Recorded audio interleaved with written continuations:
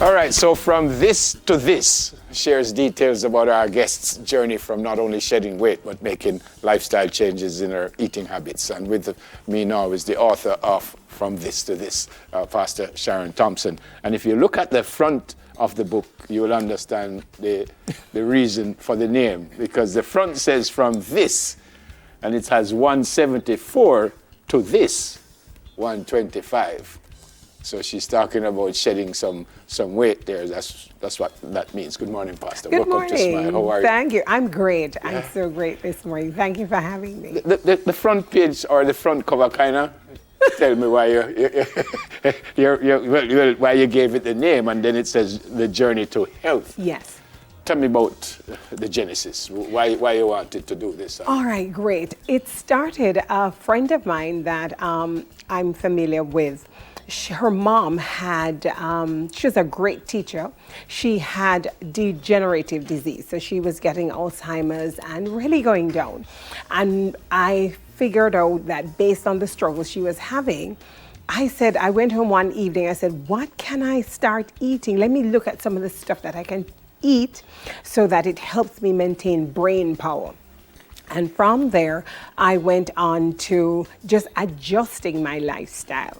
So it's a lifestyle change. I did not do it to lose weight. Okay. It's a lifestyle change. Did you have any health issues at the time? No, I don't. I really don't have any. And 174 is not, I mean, you weren't obese. Yes, I wasn't, but... Yeah, but you wanted... Yes. Are you where you want to be now? I am where I want to be. I maintain my weight anywhere between 123 and 125. And is that... well, you're not a medical doctor, but medically, is that where you're supposed to be with height and age and everything? Yes, yes. And if you look at the foreword, I ensured that a medical doctor went through, spoke with her, and she confirmed that what I'm saying is very fine. But you're not a nutritionist? I'm not a nutritionist. Okay. I made some notes going through the book.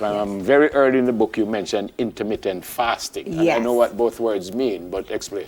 All right. So usually in the morning when you get up, you eat because it's breakfast time.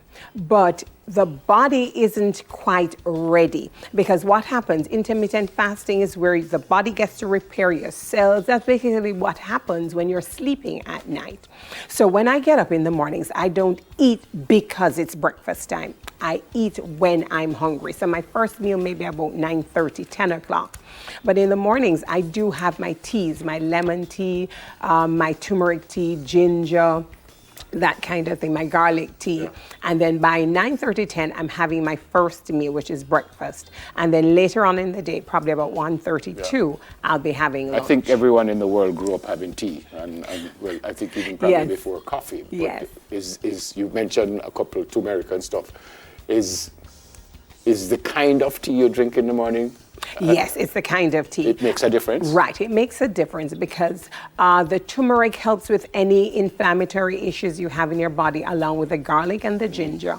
And then also the lemon helps to take care of the acidity of your stomach while you are resting, get it ready for the first meal that you're going to be having. What time you get up, by the way? Depending on what's happening, probably about 5 o'clock. So you get up, so it's 5.5 hours before you eat, after you wake up? Yes, basically. But you don't feel hungry? No, I don't feel hungry. But there is usually a hunger spike about 8 o'clock, which everybody goes through. And what, you just drink another cup of tea? Yes. Okay. So what you have? What kind of tea you have? Every single morning is the same, or you mix it up? No, I mix it. So this morning's lemon, tomorrow it's turmeric. It's a combination of all of them. Does it matter how you feel? The kind of tea that you drink? Oh, no, not necessarily, okay, because no. I know they say like chamomile kind of relax you and stuff like that. So if you get up little... a little, no. It don't matter. It doesn't matter. On page 4, you said meal portion sizes. Yes. Pasta, clenched fist. Yes. Cheese, you put up 2 fingers. Butter, you have 1 single finger. Yeah. But some people might suggest that you shouldn't be having dairy in the first place. Okay. Well, what I did... Sir Neville, is that it wasn't hard for me to switch because I haven't basically changed anything. The first thing persons will ask me, do you eat meat? I eat meat. I enjoy meat. So I eat my beef every now and then, my brisket, chicken. I bake most of my stuff. I do no frying. Yeah. And if I do fry, I use olive oil. Yeah. That's able to maintain the heat. Yeah. But the dairy products, what I did do is that I shifted the butter, the kind of butter that I use. And so the butter I use now is from cows that are grass-fed. So you find the New Zealand butters and cheeses are the ones that actually, I it's use. the New Zealand cheese I eat, but the cheese that I eat, it says suitable for vegetarians, which is the one that I eat. Okay, fine. On page 8, you said the fact that I have begun this journey, I ensure that all the meat or tinned fish that I consume is wild caught. Right. What does that mean? All right, there are no preservatives because what happens is that all our mackerels, some of our mackerels are tin things, they have to be preserved. And so what this is, the wild caught salmon, the sardines, the mackerels that I eat, they're caught, cleaned, and stored in olive oil. So it's basically organic. So if you go to the supermarket, it actually says wild caught. Yes, you'd have to go to a supermarket or a health food store that supports this. Okay, but it says wild caught. It says wild caught. That's the first time knowing that. Yes. Page 18, you make your own ketchup, mayonnaise. So one to the people in ketchup. There's something called high fructose corn syrup. That's not good for us. So how you make ketchup? Ketchup is quite easy, Sir Neville. It's tomato. It's a little bit of salt, a little toops of honey, because I do not use sugar. I never really use sugar in the first place. And definitely some vinegar.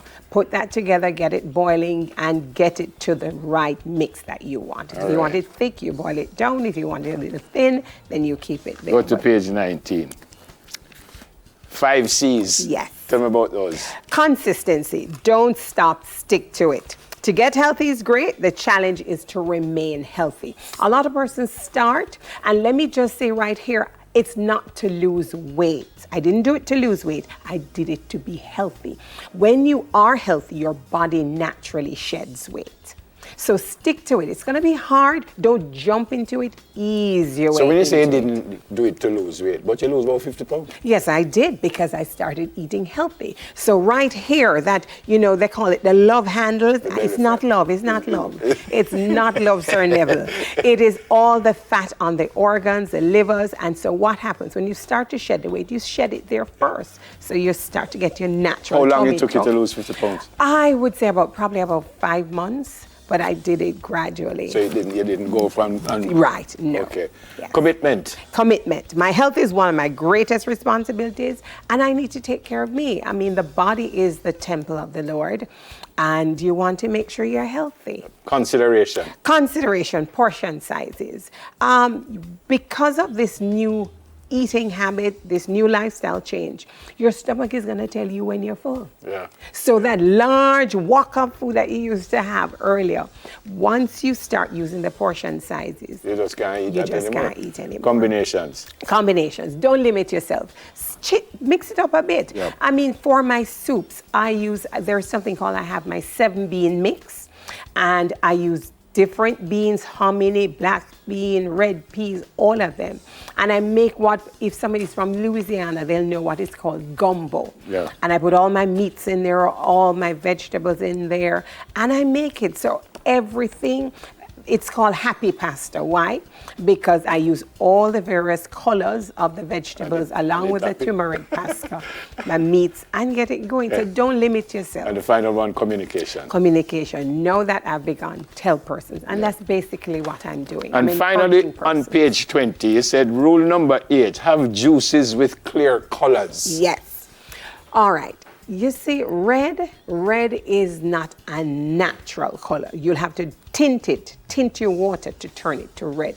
So anything with high colors, oranges, blues, those are dyes, and pigments are not necessarily good for our stomach. Yeah, I juiced some cherries just yesterday. Okay, but it kind of come out a little That's reddish. fine, that's natural, sir. So it's That's totally fine. But I'm talking about those juices on the shelves that have those rich red colors I know what that you're are talking not about. natural. Where can we get the book? The book can be found on my Instagram page. You can call me. My contact number is 876-898-8447, SPT-author, or you can simply email me at spt.author@gmail.com. When you come in with the next one? The next one is coming out shortly. We want to do an audio book because I know a few persons have been asking me they want to be driving and listening to it. So I'm working on that now. And then you asked me earlier, I want to do a cookbook. Okay. All Yes. Right. Great to see you, Pastor. Thank you for having me. Pray Thank for me, you. please. I will, sir, never. Thanks, I will. Author of From This to This, Pastor Sharron Thompson. All right, still to come, we talk cybersecurity solutions, but the second edition of News in 5 comes up now. Soon come.